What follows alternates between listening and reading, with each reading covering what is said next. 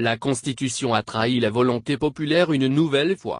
Hier, une majorité d'Ivoiriens voulait que le président Ouattara puisse se présenter. La Constitution disait, non, il ne le peut pas.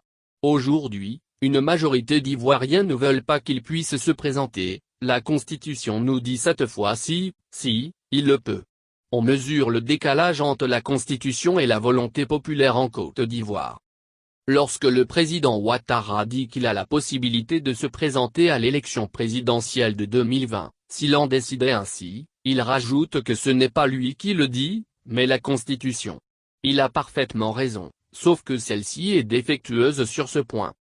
Lorsque le président Gbagbo dit en 2010 qu'il ne veut pas s'accrocher au pouvoir, mais que c'est le Conseil constitutionnel qui l'a déclaré vainqueur de l'élection, il a parfaitement raison, sauf que celui-ci a été défaillant dans sa mission de dire le droit.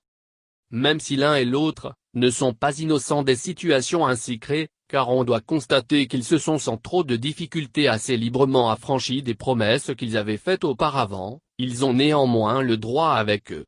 Leur problème à eux, société politique, est celui du principe de la responsabilité, de la culture politique et de l'éthique. Notre problème à nous, peuple, est celui de l'impartialité, de la compétence, de la force et de la fiabilité de nos institutions. Notre combat devrait s'adresser aux rédacteurs de nos constitutions, complot constitutionnel dirigé contre le peuple, 2016, ou contre des individus, 2000, et aux interprètes de la loi, juges de l'élection. Nous retrouvons le même problème ailleurs, avec la CEI et la justice ordinaire, procès et détention.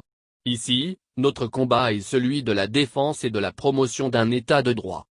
Conclusion, peuple de Côte d'Ivoire, ne vous trompez pas de combat, et laissez les partisans patauger dans leur manque d'objectivité et s'engluer dans des considérations personnelles. Ce n'est pas un problème d'individus que nous avons, mais un problème institutionnel plus vaste.